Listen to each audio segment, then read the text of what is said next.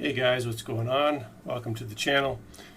Yeah, I just thought I'd throw on my firefighter gear, probably because this is the last time I'll be wearing this, because I'm no longer going to be volunteering with the fire hall that I've been with for the last 8 years. Just ran out of time. Anyways, let's get into this video. Just wanted to give an update as to my Tesla Model 3. As you can see on the screen over here, got this email today. And essentially says, hey Mark, final confirmation. So that is correct. I am going to get my Tesla Model 3, getting it out of the Vancouver Tesla dealer, picking up on Monday. And just a couple details in here for people in British Columbia that are going to be buying. Seems like BC has some interesting rules that are different from a lot of other places in Canada. So first of all, we have ICBC, which is sort of our province-wide insurance broker. So anyway, the Tesla dealer there, it's cool. I can do all my registration and license through them, as mentioned right here.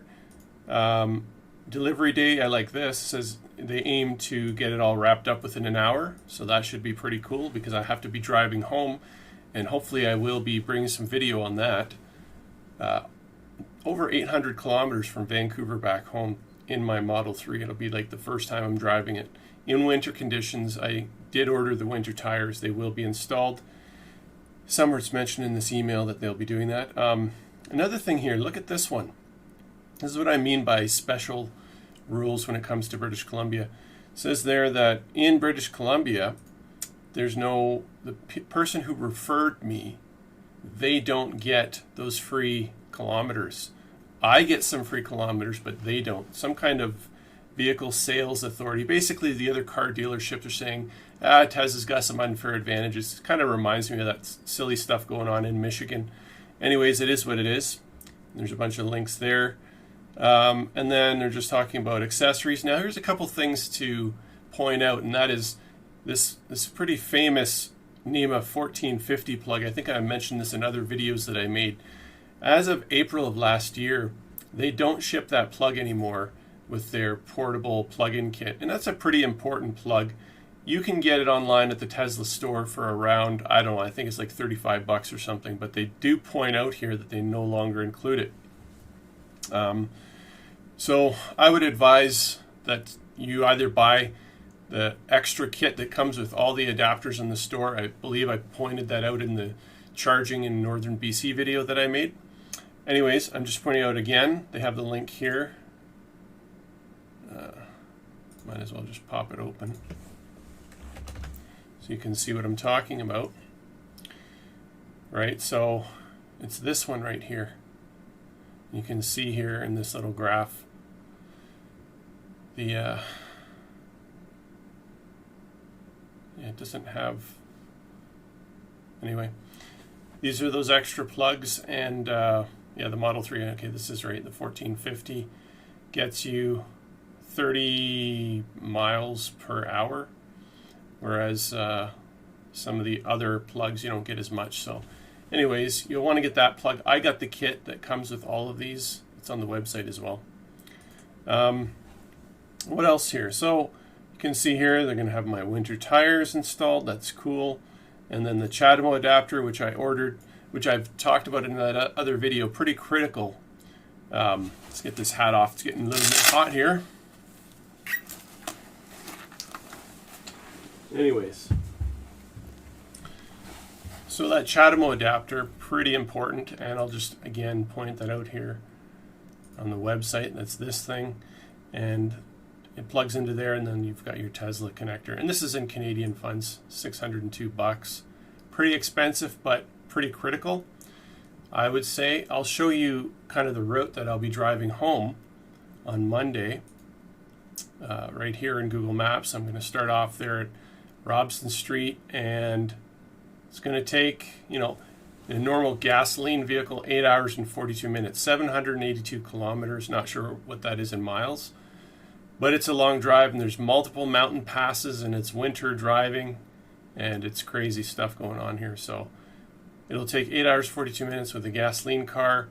I pulled up on a better route planner, and with the stops and everything that they're recommending, and I plugged in, winter conditions. I said max speed 120 kilometers an hour, minus 20. It's warmer than that right now, but I put heavy snow and rain, and this is what it popped open for me, saying it's going to take, it's going to take time, like 11 hours and 15 minutes or something like that. It's got these charging stations. So I go from Vancouver to the Hope supercharger. It's the only supercharger that unfortunately I'm able to use to get to my house. So that's not bad. But then coming up here, they've got me going through this adapter here, and I'm not sure that I'll be using this one. There's one I'm going to just mention right now. This just opened up, 100 Mile House. They just announced it this week. There's a new public charger there, and I just zoom in here, going to see that 100 Mile House is right there. That's going to be better than this one, so I'll just kind of plug that in. Right now, this better route planner doesn't know about it, but here, when I use PlugShare, you can see it's right there, it's available, and it's a 50 kilowatt and CHAdeMO. And this is why I'm talking CHAdeMO, because the moment you're going north of Hope, if you're going up the Fraser Canyon, Kamloops has a supercharger, yes, but even north of Kamloops, no superchargers.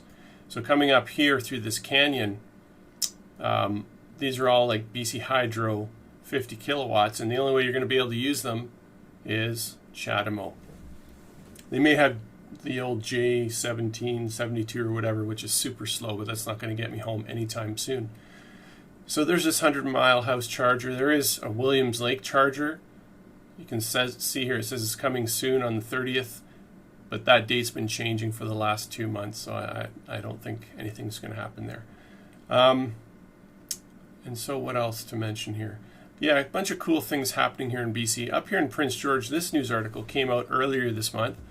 The Northern Development Initiative, they've announced they're installing, 47 new charging stations all over the place in the north. So this is really helping. I think it might have, I don't know if it's related to any of those recent openings, but this is really great because it's been really tough to drive up here, but this all changing. Between last year and this year, you're going to be able to get around the province.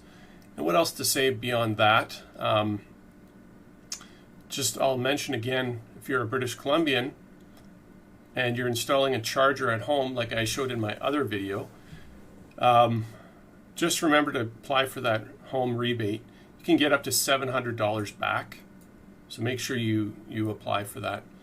And another thing, don't forget, after you've received your vehicle and you have your registration and all that, you can apply for a special sticker so you can use those high occupancy vehicle lanes.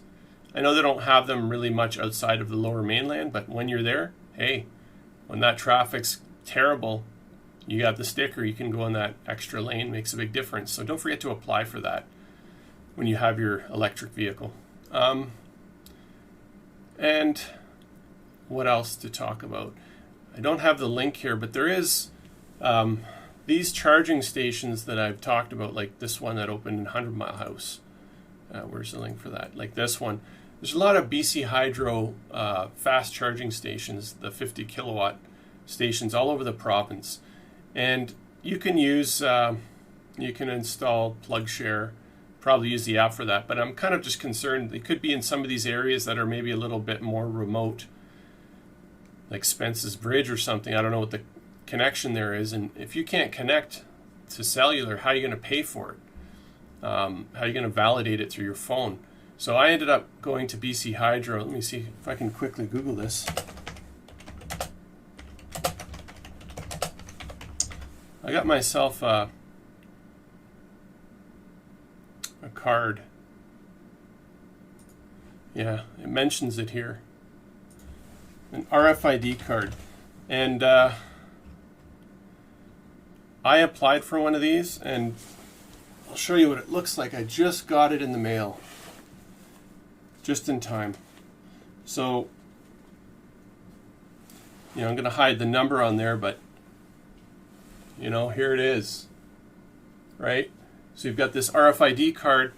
So in these remote areas, I can just use this and it authenticates me and it gets charged to my BC Hydro account. So that's pretty cool. Just another thing to consider. Driving around the province, you might want to get one of these RFID cards.